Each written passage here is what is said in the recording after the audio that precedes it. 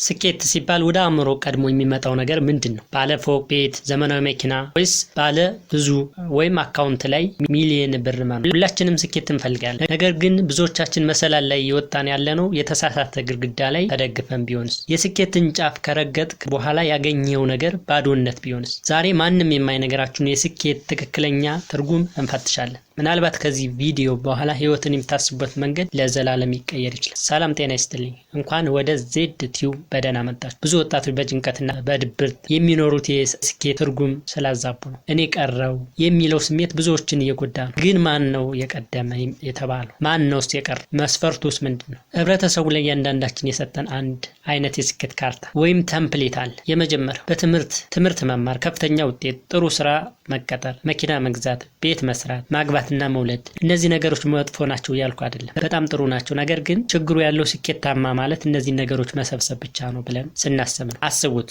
ዓለማችን በገንዘብ በበለጸጉ ዝና ባላቸው ነገር ግን በውስጣቸው ባዶ በሆነ ሰላም በሌላቸውና ራሳቸውን በሚያጠፉ ስኬታማ ሰዎች የተሞሉ ዓለም ናት። ታዲያ ስኬት ማለት ይህ ከሆነ ለምን ደስታ አልሰጣችሁ? ስኬት ማለት መድረሻ ወይም ዴስቲኔሽን የምንለው ማለት ነው። ሶስቱ ዋና መስፈርቶችን ልንገራችሁ። የመጀመሪያው አንደኛ ውስጣዊ ሰላምና እርካታ። በጣም ውድ አልጋ ላይ ተኝተህ እንቅልፍ ካጣ ስኬታማ አይደለም። እውነተኛ ስኬት ማታ ጭንቅላትን ትራስ ላይ ስታሳርፍ የሚሰማ ሰላም፣ ያለህ ነገር መውደድ መቻል ትልቅ ስኬት። ሁለተኛ የእድገት ሂደት ወይም ፕሮግረስ። ታዋቂው ቶኒ ሮቢንስ እንደሚለው ደስታ ማለት እድገት ነው ወይም ፕሮግረስ ኢኳልስ ሃፒነስ። ዛሬ ካለበት የባሰ ሰው ሆነ ሚሊየን ብር ብታገኝ ስኬት ሳይሆን ውድቀት። ገንዘብ ብታገኝ ምን አይነት ሰው ተቀይረሃል? ስኬት ማለት አንተ ራስን የምትቀይርበት ሂደት። ሶስተኛ ነፃነት ወይም ፍሪደም። ስኬት ማለት ጊዜን የመቆጣጠር ነፃነት ነው። የምትፈልገውን ነገር ከምትፈልገው ሰው ጋር በምትፈልገው ሰዓት ማድረግ መቻል። ይህ የመጨረሻ የስኬት ደረጃ ነው። አምስተኛ የአንተ ስኬት ምንድነው? አሁን አንድ ትንሽ ፈተና ነው። የሰዎችና የቤተሰብን